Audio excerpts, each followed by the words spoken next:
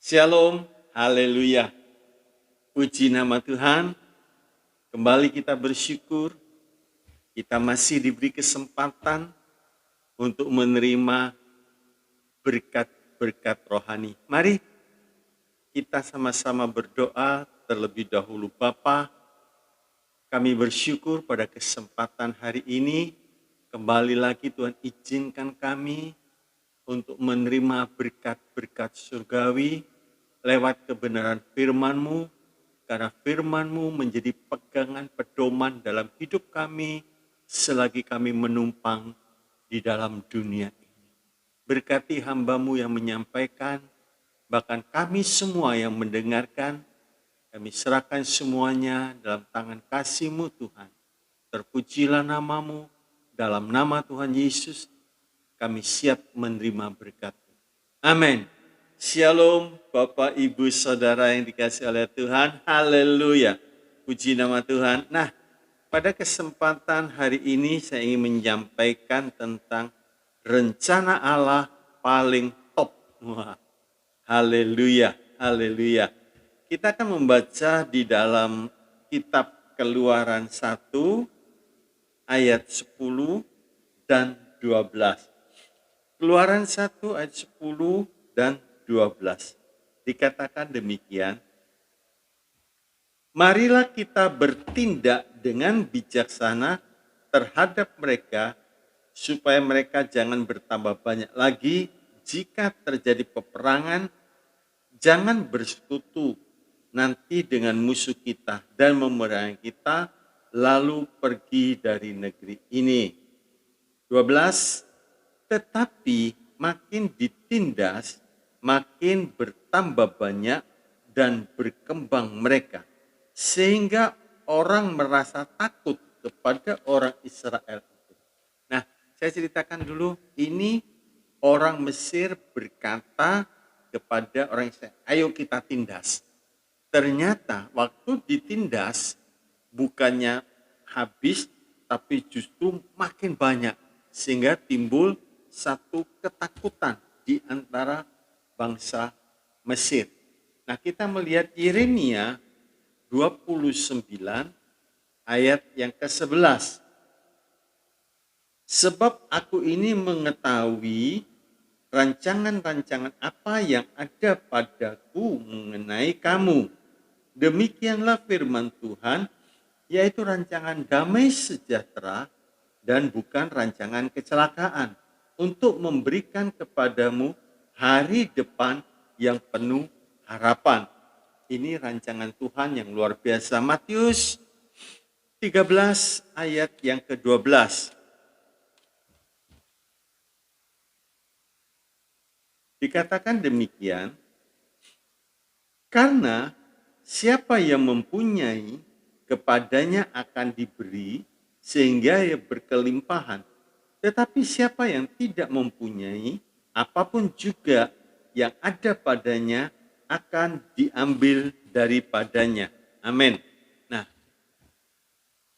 ini semua adalah firman Tuhan yang kita baca hari ini.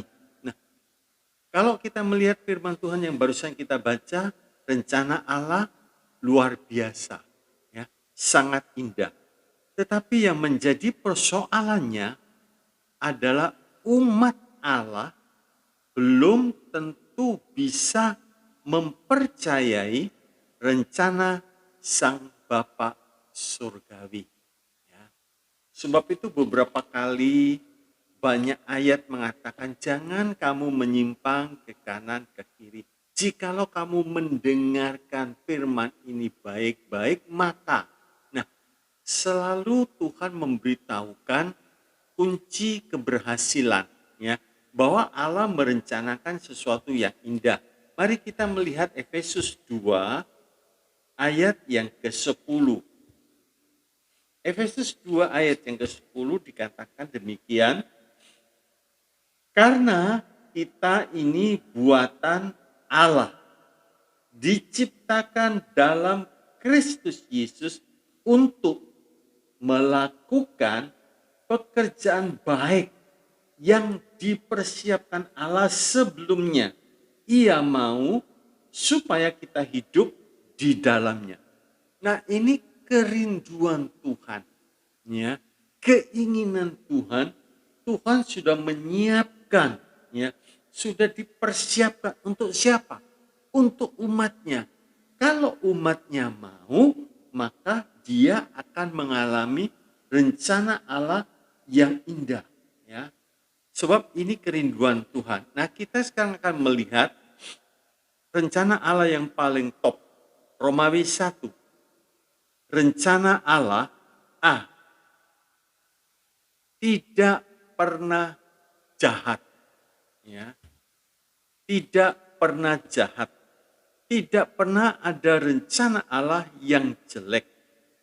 Rencananya selalu baik. Percayalah saudaraku. Mungkin timbul pertanyaan begini. Kalau memang Tuhan merencanakan yang baik, mengapa Yusuf menderita? Mengapa Ayub menderita? Mengapa Rasul Paulus menderita? Dan lain sebagainya. Bahkan sampai ada yang dibunuh, Stefanus. Kalau memang Tuhan merencanakan yang baik, mengapa ini terjadi? Bapak Ibu Saudara yang dikasihi oleh Tuhan, ya, rencana Allah belum selesai. Ya. Justru lewat kesukaran itu rencana Allah. Ya. Sehingga waktu selesai kesukaran, mutunya sudah bagus. Ya. Tuhan merindukan rencana Allah dalam hidup umatnya itu bermutu. Jadi umatnya diizinkan mengalami kesukaran. Kalau saudara perhatikan di kitab Hakim-Hakim, justru Tuhan izinkan terjadi peperangan. Yang mereka belum pernah mengalami peperangan itu diizinkan. Coba kita lihat Hakim-Hakim 3 ayat yang kedua. Ya. Hakim-Hakim 3 ayat yang kedua dikatakan demikian. Maksudnya hanyalah supaya keturunan-keturunan orang Israel yang tidak mengenal perang, yang sudah-sudah dilatih berperang oleh Tuhan. Kalau saudara baca di ayat 1, memang Tuhan sengaja biarkan bangsa-bangsa itu untuk mencobai. Lewat perantaraan bangsa-bangsa ini, supaya bangsa Israel boleh mengalami peperangan dan terlatih. Ya. Nah, jangan kita hanya bisa lihat awalnya, tapi belajar sabar sehingga bisa lihat sampai akhir. Ya. Kalau kita melihat Ayub awalnya, aduh kasihan. Ya. Semua orang akan berkata, aduh kasihan. Padahal hidupnya baik, padahal hidupnya bagus, kok menderita begitu hebat. Ya. Belum sampai ke akhir. Rencana Allah belum selesai, saudaraku. Sebab itu belajar bisa melihat sampai ke akhir, maka kitab Pengkhotbah 3 ayat 11 dikatakan indah pada waktunya. Nah, kalau orang tua dunia saja dengan kasih manusiawi yang sangat-sangat terbatas, tidak pernah merencanakan yang jelek bagi anak-anaknya. Mereka selalu merencanakan yang terbaik kalau bisa. Ya. Sebab kemampuannya memang terbatas. Apalagi yang membuat rencana itu Allah yang kasih adanya. 1 Yohanes 4 ayat 8. Dan percayalah, Tuhan tidak pernah merencanakan yang jelek, merencanakan celaka bagi anak-anaknya. Kalau ujian, ya, Tuhan izinkan terjadi supaya meningkatkan mutu rohani umat Tuhan. Ya. Tuhan selalu memberi rencana yang terbaik dan Tuhan sanggup melaksanakan sebab Tuhan tidak pernah gagal. Justru Tuhan tuh rindu membuat kejutan-kejutan bagi anak-anaknya yang taat, ya. Di dalam 1 Korintus 2 ayat yang ke-9 dikatakan demikian. Tetapi seperti ada tertulis, apa yang tidak pernah dilihat oleh mata dan tidak pernah didengar oleh telinga dan yang tidak pernah timbul di dalam hati manusia, semua yang disediakan Allah untuk mereka yang mengasihi Dia. Haleluya, haleluya. Nah, B, terus meningkat. 2 Petrus 3 ayat 18. Rencana Allah bagi umatnya terus meningkat. Mutunya juga indah, rencananya terus meningkat. Saya beri satu contoh begini.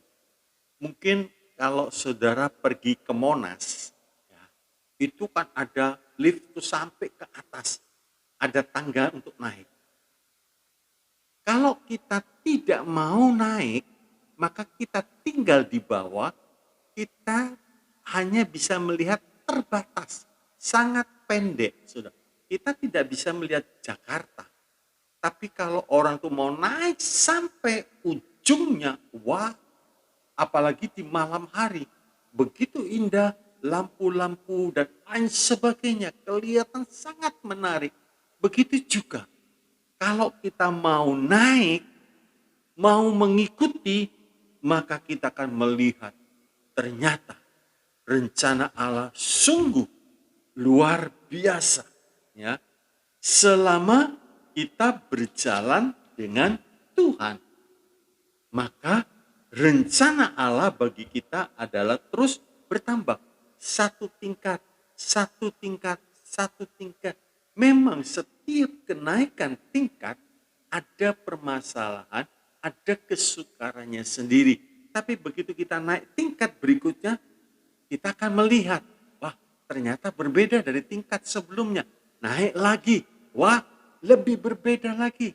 Terus saudaraku, ya, terus sampai akhirnya mencapai target Allah yang tertinggi, baik secara jasmani dan secara rohani. Secara rohani yaitu menjadi seperti Kristus, ya, menjadi seperti Kristus. 1 Korintus 11 ayat 1 dan 1 Yohanes 3 ayat 2. Kalau secara jasmani tidak ada batasnya, tergantung kemampuan kita menerimanya. Ya. Saya beri contoh Yusuf. Sekalipun ia seorang asing di Mesir, nggak mungkin seorang asing di Mesir bisa begitu luar biasa diberkati oleh Tuhan sehingga mencapai tempat yang tertinggi. Bahkan firman Tuhan mencatat Yusuf menjadi bapak bagi Firaun, ya.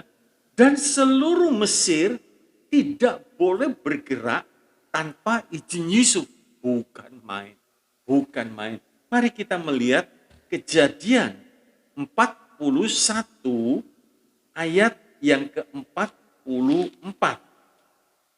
Kejadian 41 ayat yang ke-44. Berkatalah Firaun kepada Yusuf, akulah Firaun, tetapi dengan tidak setahumu, seorang pun tidak boleh bergerak di seluruh tanah Mesir. 45 ayat yang ke-8. 45 ayat yang ke-8. Jadi bukanlah, Kejadian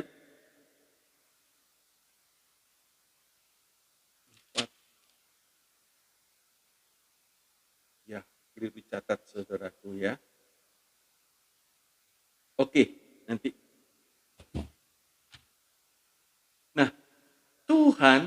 mengangkat Yusuf sampai di puncaknya.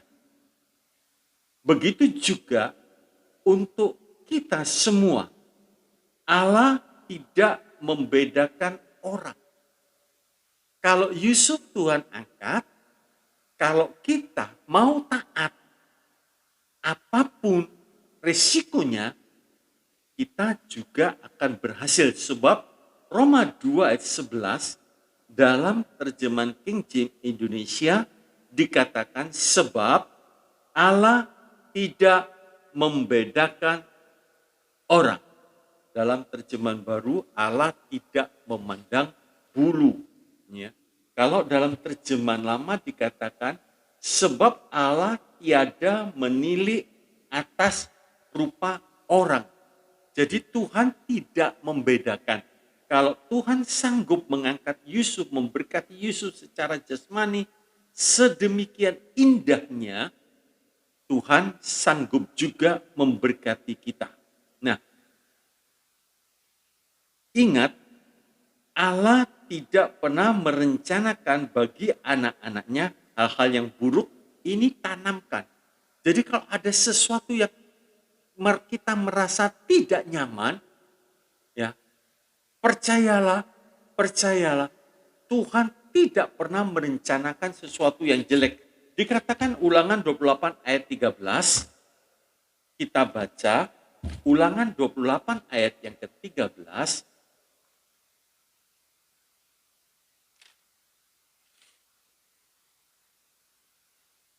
Ulangan 28 ayat yang ke-13 dikatakan, Tuhan akan mengangkat engkau menjadi kepala dan bukan menjadi ekor. Engkau akan tetap naik dan bukan turun apabila, nah, perhatikan, apabila engkau mendengarkan perintah Tuhan Allahmu yang kusampaikan pada hari ini, kau lakukan dengan setia. Ya. Jadi kalau kita menurut perintah Tuhan dan kita mau melakukan dengan setia, rencana Tuhan adalah kepala, bukan ekor. Naik, bukan turun.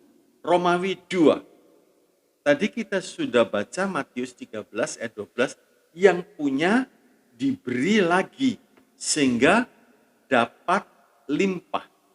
Yang punya diberi lagi. Secara rohani, ya, secara rohani kita melihat, punya sesuatu dari Allah. Apakah kita mempunyai sesuatu dari Allah? Ya. Keselamatan, saudara. Kesehatan, kesempatan hidup. Itu kita punya sesuatu dari Allah. Ya. Allah memberi kita iman, memberi kita keselamatan. Ini semua dari Allah, saudaraku. Semua yang percaya sudah mendapat apa-apa dari Tuhan dan itu jangan dibiarkan. Sebab Tuhan akan menambahi lagi. Kita pakai, jangan dibiarkan. Tetapi orang yang tidak mau mengakuinya, bahwa semua yang ada padanya itu dari Tuhan, ia tidak mempunyai apa-apa. Sebab apa yang ada, apa yang sudah ada, diambil. Diambil. Ini hukum Tuhan. Kalau secara manusiawi, nggak mungkin. Justru orang yang tidak punya ditambahi, diberi. Tapi hukum Tuhan tidak. Orang yang tidak mau mengembangkan, orang yang tidak mau mengakui, apa yang ada diambil. Tapi orang yang mau mengembangkan justru ditambahi lagi. Maka berkelimpahan. Ya, berkelimpahan. Sebab itu kita harus sadar. Ya, kita harus mengakui secara rohani kita sudah dapat. Tinggal kita kembangkan. B. Kalau kita setia dengan yang sedikit, kita akan ditambah lagi. Jadi setia mulai dari yang kecil. Ya. Setia dari yang kecil dan bertanggung jawab apa yang sudah dipercayakan kepada kita. Dalam perumpamaan hamba yang jahat dan malas, ya, ia merasa bahwa Tuhan menuai di tempat yang ia tidak menabur dan memungut di mana ia tidak menanam. Matius 25 ayat yang ke-24. Padahal kalau kita melihat sebenarnya Tuhan sudah banyak menghambur, banyak memberi kepada hamba-hamba yang tidak berlayak ini. Matius 25 ayat 14 ya. Matius 25 ayat 14 saudara perhatikan. Sebab hak kerajaan surga sama seperti orang yang mau berpergian ke luar negeri, yang memanggil hamba-hambanya dan mempercayakan hartanya kepada mereka. Haleluya, haleluya. Jadi dalam Matius 25 ayat 14 dikatakan, kalau saya ambil contoh begini saudara. Ada seorang kaya raya, dia mau pergi ke luar negeri sekian lama. Apa mungkin hartanya dipercayakan kepada para karyawannya? Sangat mustahil, saudara. Tidak mungkin. Lah ini hamba ini nggak sadar bahwa sebenarnya tidak layak dia menerima. Mana ada orang seperti ini mempercayakan hartanya kepada para karyawannya terus dia pergi ke luar negeri. Nggak mungkin, saudara. Ya. Orang-orang ini tidak mau setia dengan apa yang ada padanya. Tuhan tidak menambah lagi. Tuhan tidak mempercayakan lagi.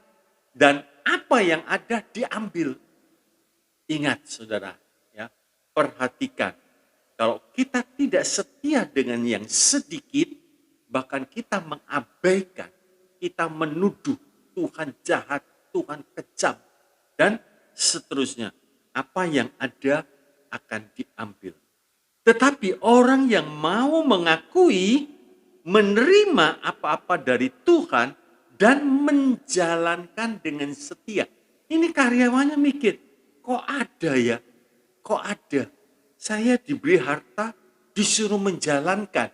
Nah, orang ini setia menjalankan apa yang Tuhan percayakan, ya. Sehingga meskipun sedikit atau banyak, Tuhan makin memberkati lagi, makin menambahi lagi, makin mempercayakan lagi. Itu seharusnya kita. Apa yang ada pada kita sekarang, kerjakan. Ya.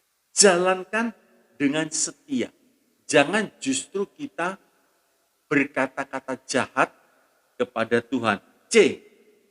Beroleh dengan limpah. Ini hukum Tuhan. Ya. Ini hukum Tuhan. Orang yang memakai baik-baik, semua yang Tuhan berikan kepadanya akan beroleh dengan limpah. Ya. Yang penting bukan seberapa banyaknya, ya, seberapa besarnya dia diberi, tetapi belajar, saudaraku, mau menjalankan. Tuhan, saya cuma punya satu, ya jalankan. Tuhan, saya punya dua, ya kerjakan. Tuhan, saya punya 5, puji Tuhan. Ya, berarti Tuhan mempercayakan kita sesuai dengan kemampuan kita masing-masing. Maka Tuhan terus menambahi, terus menambahi. Tuhan makin memakai kita. Tapi apa yang Tuhan sudah berikan, terus kita tidak mau menjalankan, apa yang ada diambil. Talenta yang ada diambil. Sehingga kita betul-betul menjadi miskin.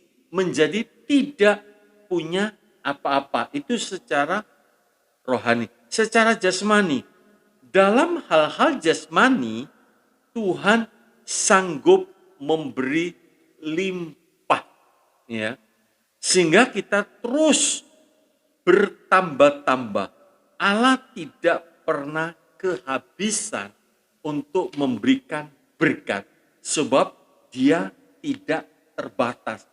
Dia punya kuasa. bumi dan segala isinya itu milik Tuhan.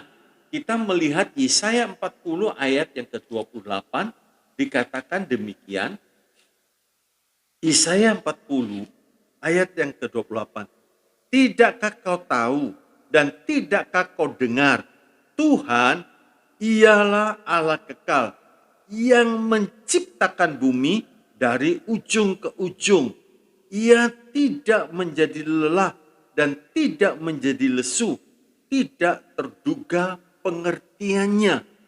Mazmur 24 ayat yang pertama. Mazmur Daud, Tuhanlah yang empunya bumi serta segala isinya, dan dunia serta yang diam di dalamnya. Jadi secara jasmani, Tuhan tidak pernah kehabisan berkat.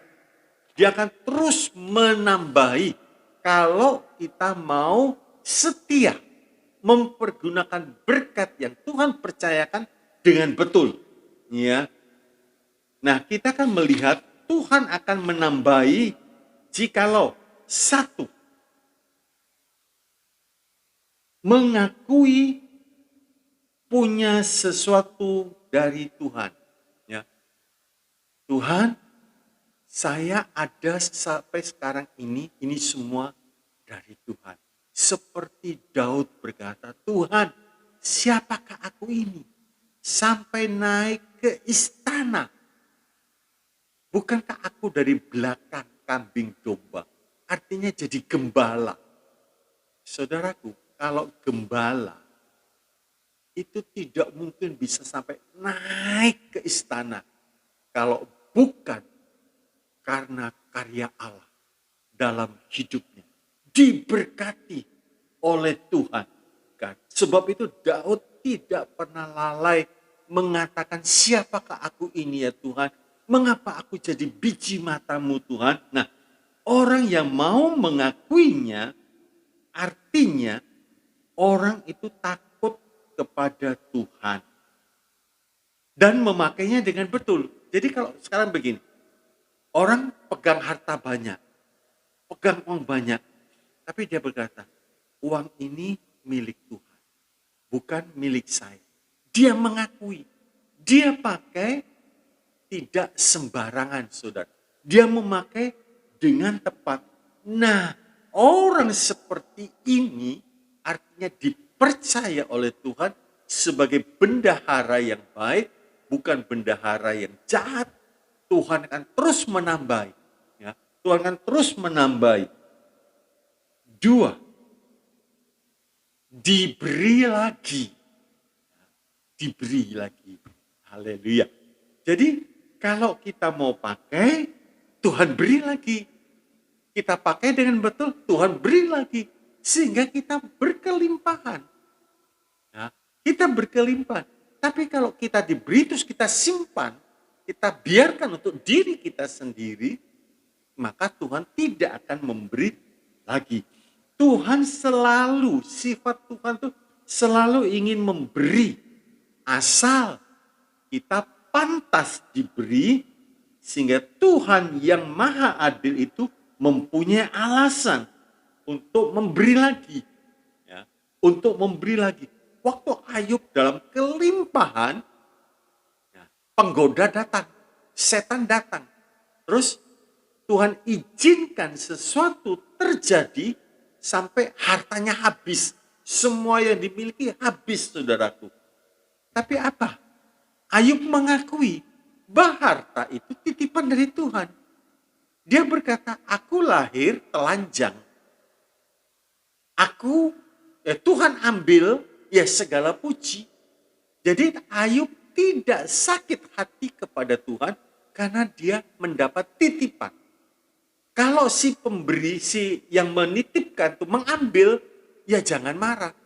Ayub tidak. Nah, orang seperti ini, saudaraku, waktu Tuhan lihat, Tuhan tambahkan double. Dulu sudah paling kaya di tanah Uz. Ya, sekarang ditambah double. kaya raya. Haleluya, kaya. Dan Ayub memakai dengan betul. Bukti yang paling simple, yang paling sederhana, istrinya cuma satu. Biasanya orang kalau berkatnya limpah dan tidak mau mengakui itu berkat dari Tuhan, dia akan pakai untuk hal-hal yang negatif, hal-hal yang jelek, bahkan jatuh dalam dosa. 3, setelah diberi lagi, maka akan beroleh dengan limpahnya. Haleluya, haleluya. Bapak, Ibu, Saudara yang dikasihi oleh Tuhan, percayalah, Pak, di tengah-tengah seperti ini, di tengah-tengah keadaan seperti ini, apa mungkin masih bisa beroleh dengan limpah? Tuhannya sama. Ya. Tuhannya enggak beda. Kalau dulu zaman Isa itu zaman kesulitan, saudara. Ya. Sampai ditekan oleh Raja Filistin, Abimelek. Tapi Ishak diberkati dengan sangat-sangat limpah. Nanti kita akan melihat, saudaraku. Ya. Sekarang kita melihat Romawi 3. Bertambah-tambah dalam aniaya. Nah, ini kita juga mesti mengerti, ya, bahwa kalau kita hidup benar, hidup dekat Tuhan, itu kesukaran, kesulitan bisa saja terjadi, ya. Kalau Tuhan bertambah-tambah dalam aniaya, itu kita sudah baca tadi Keluaran 1 ayat 10 dan 12. Kalau Tuhan memberkati Yakub dan Israel, maka mereka makin bertambah-tambah sekalipun mereka ditekan dan dianiaya. Kalau Tuhan tetap memberkati, mereka tetap bertambah-tambah. Tidak peduli aniaya, kesukaran datang, kesulitan datang, kalau Tuhan memberkati, berkat itu pasti sampai. Nah, mengapa Tuhan izinkan aniaya? Mengapa Tuhan izinkan aniaya? Supaya Israel tahu bahwa mereka dipelihara Tuhan. Dan supaya Israel selalu harap Tuhan. Saudara perhatikan, waktu Israel di Mesir, ya, itu dianiaya habis-habisan. Tapi Tuhan membuat satu perbedaan. Waktu 10 bala datang di Mesir porak-poranda, di Israel, di Goshen, tidak terjadi apa-apa. Di sini supaya Israel mengerti bahwa kalau dia berlimpah, dia bertahan, dia bertumbuh, itu semua karena Tuhan. Ya. Tuhan memberkati supaya kita bertambah-tambah dan meningkat dalam mutu kita, meningkat rohani kita. Ya. Bertambah itu memang tidak otomatis, saudaraku. Ya. Tetapi kalau kita ada di pihak Tuhan, jangan takut. Tadi saya beri contoh, Daud ditekan, Yusuf ditekan, Ishak ditekan, Paulus mengalami aniaya, dan seterusnya. Tetapi saudaraku, kita melihat kalau orang-orang itu ada di pihak Tuhan, dan dia bisa memakai fasilitas yang Tuhan beri dengan baik, Yusuf bisa pakai fasilitas yang Tuhan beri dengan baik. Dia menjadi wakil daripada Firaun, tapi istrinya satu. Ya, dia pakai dengan betul. Dia tidak pakai untuk membalas kejahatan saudara-saudaranya. Enggak, saudara. Dipakai dengan betul, Tuhan tambahkan terus. Tuhan tambahkan terus. Haleluya. Sehingga fasilitas Tuhan itu makin bertambah-tambah.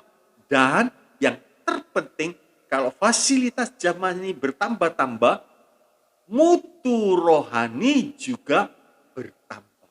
Itu yang penting. Jangan sampai berkat jasmani bertambah-tambah, terus rohaninya tenggelam. Rohaninya rusak. Seperti Salomo. Diberkati bukan main, rohaninya rusak. Ya. Rohaninya kacau. Sebab itu saudaraku, sebagai orang beriman yang percaya kepada Tuhan Yesus, percayalah, Tuhan lebih berkuasa dari segala kesukaran, dari tekanan, dari aniaya, dari kesulitan-kesulitan hidup ini, pekerjaan dan lain sebagainya. Sebab itu jangan khawatir, jangan takut. Ya. Kalau kita melihat keadaan sekarang, wah peraturan baru dibuat berubah lagi. Baru dibuat berubah.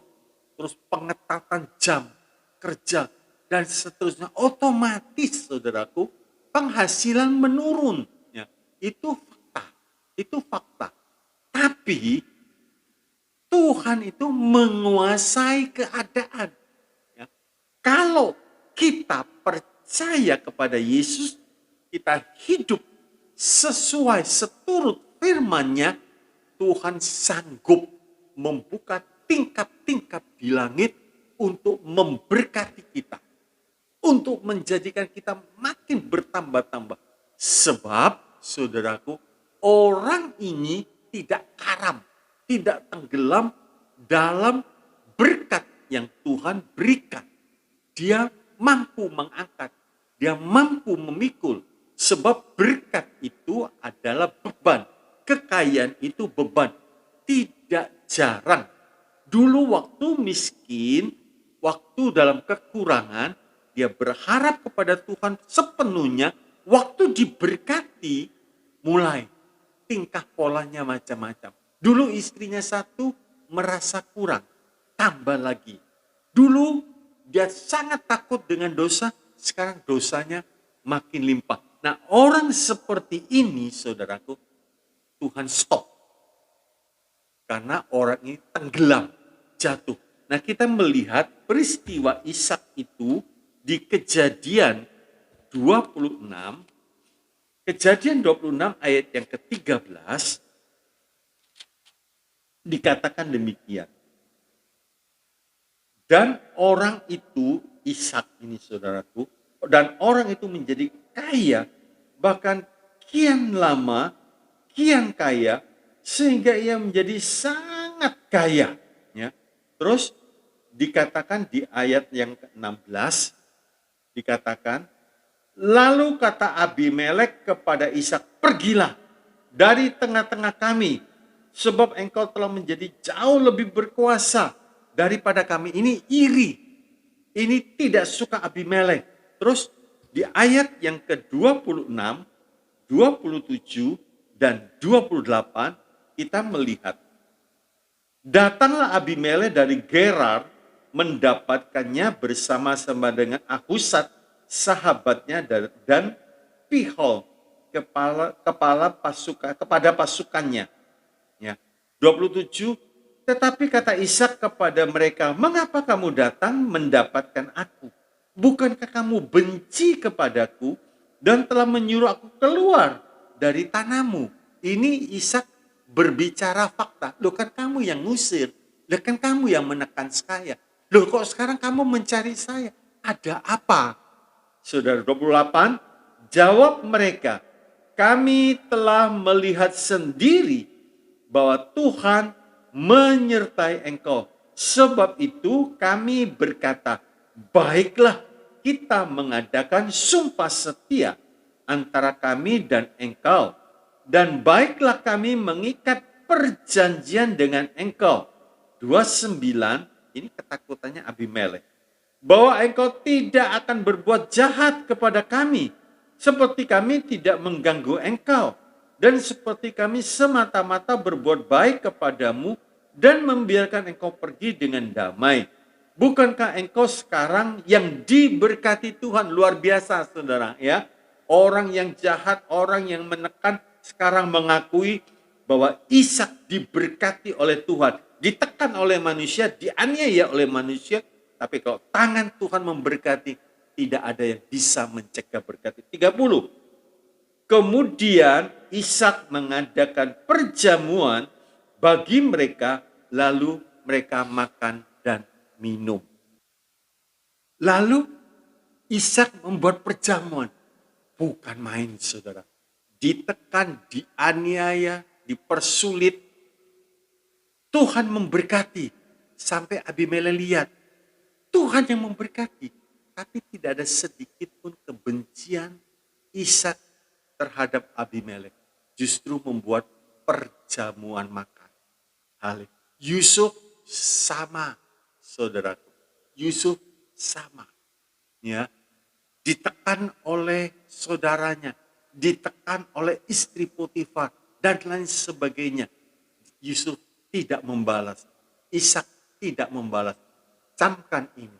Kalau kita pernah ditekan, kalau kita pernah disakiti, camkan ini. Kalau sekarang kita sukses, jangan sampai kita punya pikiran, orang ini aku balas.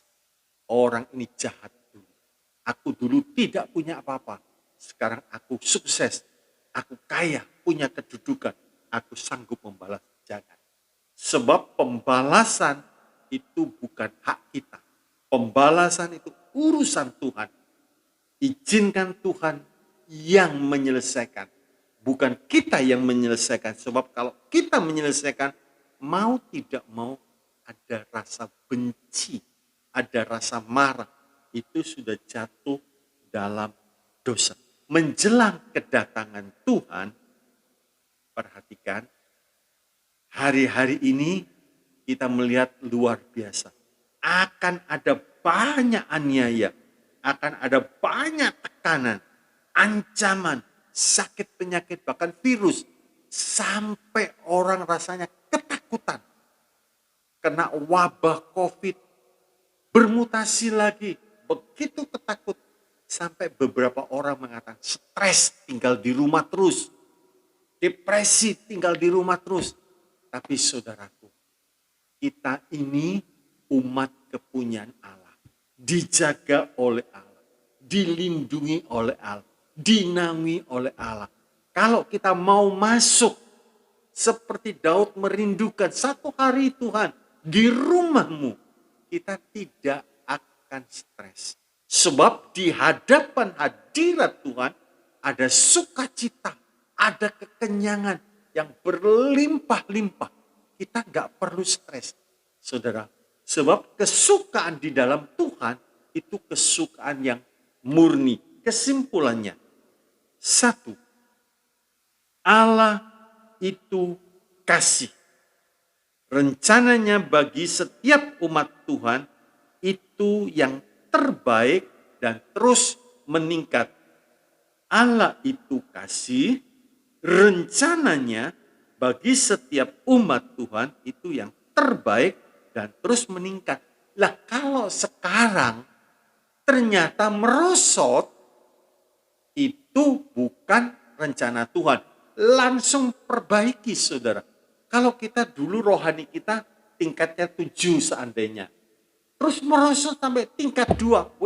Itu bukan rencana Tuhan. Perbaiki, cari penyebabnya. Apa penyebabnya? Supaya kita terus meningkat. 2. Kalau kita mengalami kemacetan, ya, baik jasmani dan rohani, cari saudara, ya. Itu pasti bukan rencana Tuhan, ya. Bukan rencana Tuhan. Saya beri contoh begini. Kalau hari yang lalu kita bisa berolahraga, ya, dengan baik, makan bisa nikmat, apa saja kita bisa makan dengan nikmat, istirahat enak. Tapi kok akhir-akhir ini jalan sedikit sudah ngos-ngosan begitu, saudara, ya. Makan tidak ada selera, ya. Tidak ada, tidur sulit. Nah, perlu periksa, pasti ada yang tidak beres. Begitu juga kita, kalau kita mengalami kemacetan, kemerosotan, jasmani dan rohani, periksa, jangan dibiarkan. jangan tergeletak sampai sakit rohaninya terus mengalami kematian rohani. 3, dalam keadaan apapun Allah sanggup menggenapkan rencananya. Sekalipun dalam masa yang sangat sulit menjelang kedatangan Tuhan. Jadi yang ketiga, dalam keadaan apapun Allah sanggup menggenapkan rencananya. Percaya saudara, ya. Rencana Allah, tidak ada rancangan yang jahat di dalam Allah. Selalu rancangan Tuhan top, paling top. Haleluya. Biar firman Tuhan ini mengingatkan kita. Nah, percayalah, kalau Bapak manusiawi merencanakan tuh anak-anaknya yang paling top itu terbatas. Karena memang kemampuannya terbatas. Tapi kalau Tuhan berjanji, aku rancangan-rancangan yang terbaik aku berikan kepadamu. Percaya, jalani, taati, hidup di jalannya Tuhan, pasti sampai kepada rencana-rencana Allah yang top. Mari kita berdoa. Bapa dalam sorga, terima kasih. Kembali tak henti-hentinya kami bersyukur. Kalau mungkin ada di antara kami, karena tekanan, karena kesulitan, karena aniaya, beban ekonomi yang berat, dan lain sebagainya, sakit. Tuhan, kalau sampai ada rohani yang merosot, Tuhan ingatkan, supaya mereka boleh kembali, berharap penuh kepada Tuhan, bersandar penuh kepada Tuhan, sebab Engkau berjanji bahwa serta dengan Allah kita akan melakukan perbuatan-perbuatan yang gagah perkasa. Ingatkan kami akan kebenaran firman-Mu, biar pengharapan kami tetap kepadamu Tuhan, sebab Engkau yang berjanji, Engkau setia adanya, dan Engkau akan menggenapkan sampai akhir hidup kami. Kalau Tuhan sudah mulai yang baik, Tuhan akan menyelesaikan sampai ke akhir. Kami sangat percaya, Tuhan Yesus, tolong umat-Mu. Tolong umat. Kalau ada yang mengalami ketakutan, kebimbangan, kegelisahan, melihat sikon saat seperti ini, ingatkan ya Tuhan, bahwa serta dengan Tuhan pasti melakukan perbuatan yang gagah perkasa. Terima kasih.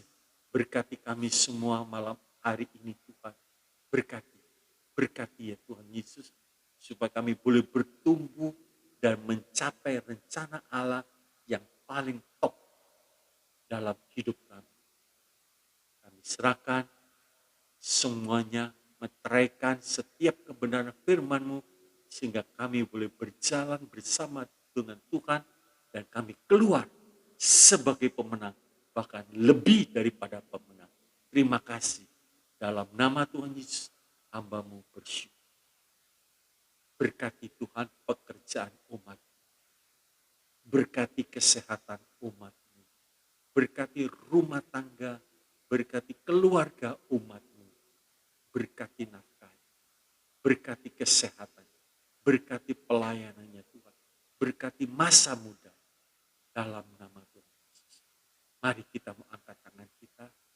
Bapak, Ibu, Saudara dikasih oleh Tuhan, terimalah saat ini berkat kasih dari Allah Bapa, damai sejahtera sukacita dan anugerah dari Tuhan kita Yesus Kristus, kuasa dan persekutuan Allah Roh Kudus, limpah dengan karunia-karunia roh, dan buah roh menyertai perjalanan hidup kami. Di tengah-tengah masa yang sulit, kami tetap percaya rencana Tuhan yang terbaik, yang terindah dalam hidup kami. Dalam nama Tuhan Yesus, berkat ini diberikan. Haleluya. Semua yang percaya katakan amin. Shalom. Tuhan Yesus memberkati. Haleluya.